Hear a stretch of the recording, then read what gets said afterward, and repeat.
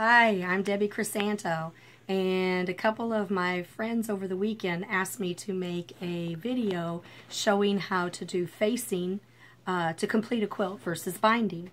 So bear with me if I stumble over my words here a little bit, but I'm going to try to do the best I can at getting this video out so Miss Beth can have it for this afternoon when she's trying to put facing on a quilt.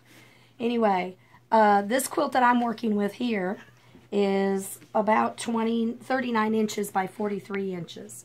So we're going to put the facing strips on the top and bottom, and then we're going to press them so that you press it up and then you turn it around and you press it all the way down so that you're not seeing any of the facing strip on the front of the quilt. It gives it a nice finished edge for those that are making modern quilts or art pieces that they want to hang on the wall and they don't want them to look like traditional quilts in the end.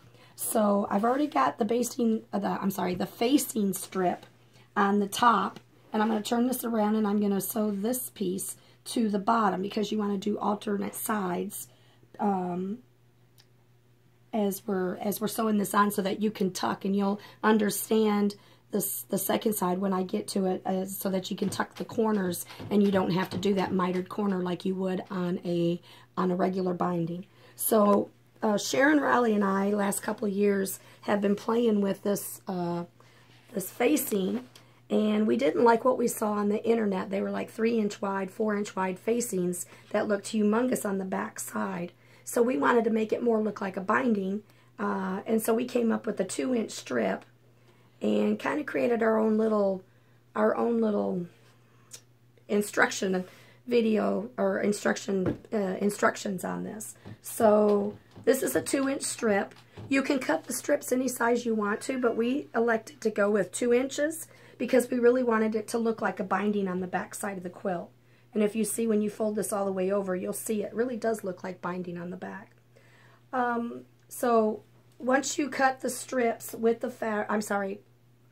with the fabric, and it's going to be 2 inches wide, you're going to cut as many as you need for the piece that you're working on, the quilt that you're working on. Like I said, since this one is less than width of fabric, I just cut 4 strips, so I knew I had 4 strips for each side. If you were doing this weekend we were working on a quilt which equaled 216 inches all the way around.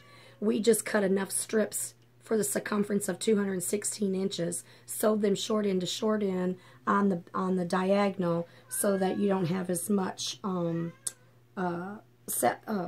allowance to go over when you're trying to hand piece this down, or hand stitch it down when you're working on it. Okay, so I'm going to go to the machine here, and let me set this up real quick.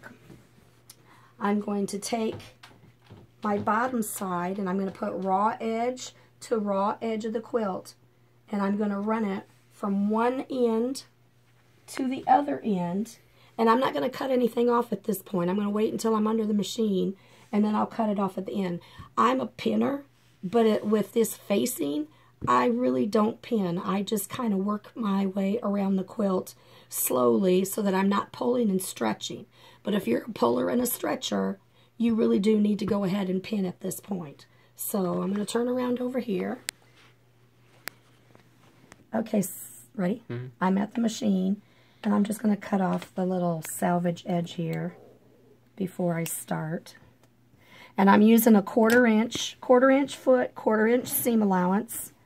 And I'm doing the bottom side of this quilt, and I'm going to just lay it right up against the edge of the raw edge of the quilt. Tippy top up here, raw edge, and under the machine.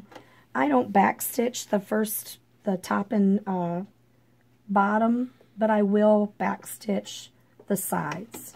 And my thread came out. Let me re-thread this real quick.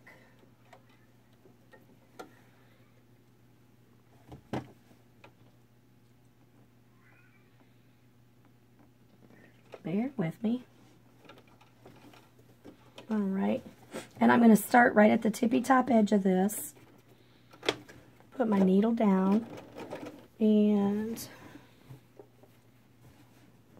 sew this on. I'm not pulling, I'm just letting it lay at its natural state and helping it walk along. So I'll finish this, and then I'll be back right back with you. Okay, at this point, I've got the top facing strip on and the bottom facing strip on. And I'm going to have the top of the quilt facing my belly. And just like you would a binding strip, I'm going to press it up. Heat set it, and then press it up. Making sure that you have it, no gapping there, and that it's all pressed up nice and straight. Then the next thing you're going to do is you're going to pick it up and turn it so that the back side is facing your belly. Now here's the difference between binding and facing. Binding, you would take it and you would press it down at this point because you want to have that front edge of the binding strip showing on the front of the quilt. This is facing, so what we're going to do with the facing is we're going to turn it all the way so that the seam runs on the very edge of the quilt. And I'm just going to press it. And at this point, the reason why I'm pressing it is just so that it gets a memory of this pressing line, because when we go to put the two side seams on, it's a little bit more difficult to do that at that point. So we're going to press these down. And see, there's the edge of your quilt. And see, now you don't see the binding piece. And of course, I would use the same color facing strip as the color of the backing of the quilt so that it doesn't show. But this, I'm using the green so that you can see what I'm doing. So once you do that, see how pretty that is and how finished it is? I love this. Absolutely love this. So let me do the bottom side. And again, face the top towards my belly. Heat set it. And then turn it up and give it a press. I see I've got some wavy line here, folks. Don't look at that. This is just for the video purpose. Then I'm going to turn it around so that the backing is facing my belly. And again, bring that seam line at the very edge of the quilt. And keep working it all the way down. It's a lot easier with this small quilt. It does get a little harder with the larger size quilts, but still not so hard that you can't do it. Okay. So again, there's the top. There's the bottom of the quilt. Isn't that pretty? That's just so pretty. I really like that. Okay, so at this point, we're going to take it, and here's the important thing, is that this was just so that you could find a memory of the facing strip. So now what you're going to do is you're going to put it back, lay it back down to its natural state, put the top facing back towards the top of the iron board, and then you're going to go and you're going to sew on your two side pieces. So we're going to pause here so I can get back over. Okay, ready? Okay, so I'm back at the machine and I'm getting ready to sew on the first side piece. Again, salvage edge, raw edge to raw edge. But this time when you start sewing your strip on, you need to be halfway between the seam line and the folded line of the top piece of the facing. So I am going to start somewhere about right here. And that's just anywhere in between here, but eyeball it to about halfway. The other trick at this point is that you are going to start sewing at the very top edge and sew all the way down onto this side facing piece. So let me start that.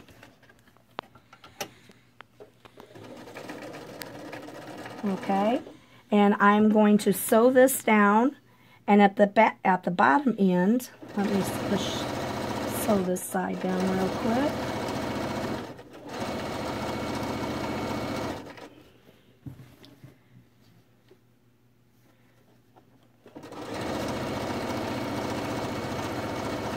At the bottom edge, we're going to do the exact same thing.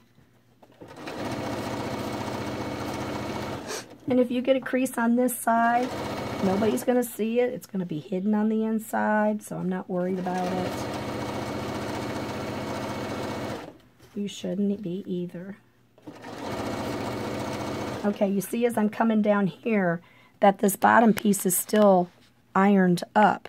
So we need to remember that you need to pull that piece back up to its natural state.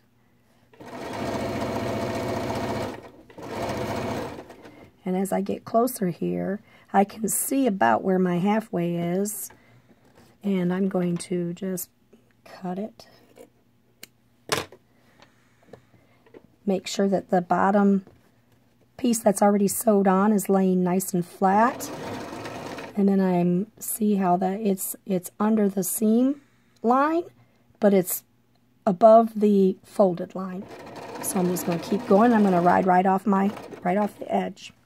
All right, at this point, you can take your corners and snip them so that you're taking out that excess bulk in the corner. So when we go to turn it, oh, my scissors aren't working real good. But you're going to cut these 4 little corners out. Had to get a bigger pair of scissors. And here. And here. Okay, so you're going to notch those 4 corners out just like that. So let me finish the other side and I'll be right back with you. Okay, so I'm coming to the end of this last facing strip, and I wanted to show you again where to end, where to start. So again, you're going to be halfway between the seam line and the folded edge. So we're going to cut that right about here. It doesn't need to be perfect. It's going to be hidden underneath. So see, I'm about halfway in between. And I'm just going to ride right off the edge of the quilt. And at this point, I'm going to backstitch. Lift up.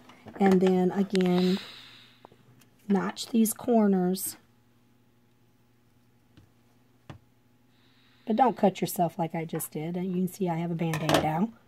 So notch your corners within those seam lines. And you're going to do that to all four corners so that we can go ahead and start turning this and pressing it down. So you do this and this. All right, and we'll be right back with you. Okay, so we're back at the ironing board, and you can see that my top and bottom facing pieces are still pressed up nice and neat in the center, but in the corners I've folded them back to their natural state to get those side pieces on. So at this point, I'm going to do the same thing with the top facing my belly, the top of the quilt facing my belly. I'm going to go ahead and I'm going to heat set this, and then repeat the same process we did for the top and bottom facing pieces. And I'm going to press this up, turn it around so the back of the quilt is facing my belly, and I'm going to press it the same way so that the seam line of the quilt, of the facing and the quilt, is now at the top. And I'm just working it with my finger.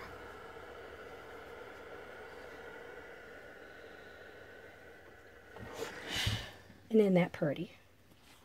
Isn't that just pretty? And then I'm going to do the other side, opposite side. Top facing my belly. Heat set it and press it up.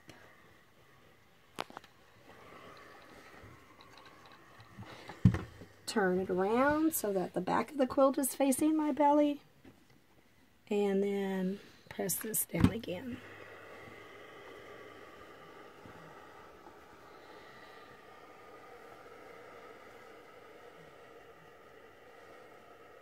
And now comes the magic part.